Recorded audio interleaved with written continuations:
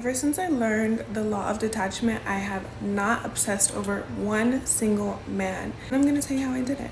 You know when you're like, Jeremy, I'm tired of you doing this, I'm tired of you doing that, I'm sick of this, I'm sick of that, and you keep on talking, don't. Shut your mouth.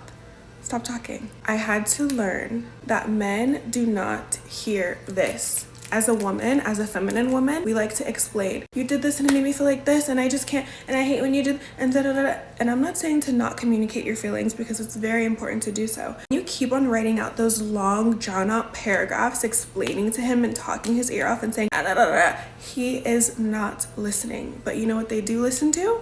Nothing. They listen to being blocked. They listen to silence. They listen to not arguing back. They listen to, okay, I've already said that 5 times. I'm not going to say it again. Men do not understand women they cannot emotionally control. So when you learn to get your own emotions in check and in control, that's when you can just have a free and fun dating life without being like, oh my God, he didn't text me back in 20 minutes. Does that mean he is? And no, you're not worried about that. Honestly, one of the hardest things that I had to learn during my femininity journey was learning how to not be obsessed, not be a quote unquote lover girl, which being a lover girl is fine, but just to the right person, and getting rid of my anxious attachment style. When you operate in a scarcity type of mindset, you're like, oh my gosh, if this doesn't work out with him, then I'm gonna end up single forever. He doesn't text me back, then I'm just gonna be single forever. You have to know that if this doesn't work out with Billy Bob Joe, that it will work out with Terry.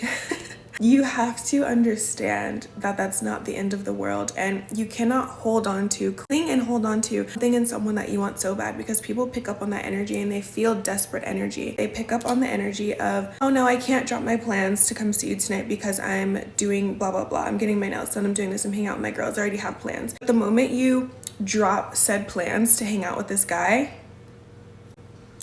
it goes downhill. You wonder why you're so nice to him, you're so sweet to him, and you just get ghosted. But you're like, I'm so sweet and I'm so nice, but he keeps on ghosting me. I don't want to say this because I wanted to not believe it for so long, but men really do love B words, and the men could be upset in the comments, but they do. They like the woman who's all about herself. They like the woman who's too busy to communicate. They like the woman that is out doing what she's doing. I feel like women think sometimes if I'm super nice to him and if I'm super sweet and if I'm super understanding and if I'm like, oh no, you didn't text me back in 5 days, it's okay. I understand you were busy. I understand you had work. Oh no, you're 2 hours late to our date. It's okay. I'll wait for you. No, men see that as you being a doormat, and I'm sorry, but they do. They're not gonna see you being super duper nice as what you want it to give. It's not giving that, because he's gonna be like, oh, I go a week without texting her and she's still gonna be nice to me and she's still gonna show up at my call when I call her and she's still gonna do X, Y, and Z with me. Then I can just keep on doing what I'm doing. But if they have repercussions for the things that they do, then they're not going to do it. So be okay with letting people go. He does something that you don't like. My husband would never do this, and I'm okay letting you go. I understand that people are human, so give people a little bit of grace. But if it's something that's like blatantly disrespectful, my husband could never, and I'm out.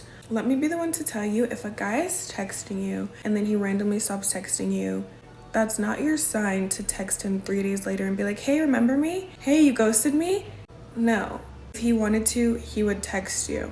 At this point, you're pursuing him. If you guys are having communication and he just stops texting you, let him. If he plans a date and he doesn't show up to the date, or he doesn't ever ask you if you guys are still going on the date, let him. Just let him do what he does and just fall back. Simply fall back. A man who really wants to be with you will do any and everything in his power to let you know that he likes you, to let you know that he's thinking about you and that he wants to make you the one. A man who is allowing you to operate in confusion, what are we, what's going on, how come you haven't texted me, how come you haven't planned a date, how come, that's not the man for you. Your husband would never want you to feel like that. A man wants you to know that he wants you. You will know. So the second that there's any inconsistencies, the second that you're feeling, ooh, I don't know, and you're feeling anxious, and it's a trauma response, and that man probably isn't good for you. It's honestly insane, but the less you want something, the more it wants you. So if you're obsessing over a guy, stop it.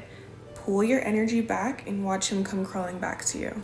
Last thing, posting on your story these sad little quotes, emotional little pictures, trying to get his attention. It's only doing the opposite of what you want it to do. Don't do it. If anything, just don't post, because they're gonna be like, what is she doing? How come she's not posting? Is she out on a boat? Is she doing this? Is she doing that? Is she dating that guy that she told me not to worry about? Like, always remember, you can never love a man into loving you, no matter how hard you try. You're lovable in yourself. Okay, I'll see you soon. I really do think that one of the biggest flexes in life is letting things be and allowing yourself to be the one that got away. Not fighting, not chasing, walking away, moving forward, living your best life, not to get someone back, but just simply because you know. I'm speaking very binary here. But notice how most women don't have a one who got away. Chances are we let that motherfucker go. Like, we set him free back into the streets. The man who has lost the one who got away ends up wifing up whoever is nearest to them and closest in proximity. And I don't want anyone out there who is in a situationship to end up being that person, because you deserve someone who is fully choosing you and only you and wants to be with you and makes it known and is intentional about you. And I just feel like if you're in a situationship, that can't possibly be that person. Why men respect the women who walk away. Make sure you're following me, liking the video, sharing the video, streaming my music, Luxury Nino, on all platforms, because I'm the best music recording artist in the world, that's for sure. But let's get into it, man. I appreciate y'all so much. But why men respect the women who walk away? Men, me being a man, right? We respect the women who walk away because we obviously know that that woman has value. It's just that simple, because a lot of times men, they will play games, especially with girls that they really want to keep, the women that they want. Or sometimes they don't see the woman's value in the beginning, right? Where he might take her for granted. And a lot of times, like I say this all the time, you don't really know what you have until it's gone, right? You don't really know what you have until you see her being happy with somebody else, and then that's when it hurts. You know, you can't let people play with you. You know, as a man, you know, when you take a girl for granted, you know, it's the worst feeling when you know how valuable she is when it's too late. You know, and I think that's why, as a man, you know, I've become a lot more wise to be able to not be so caught up in the moment, but be able to see women or a woman for who she is, right?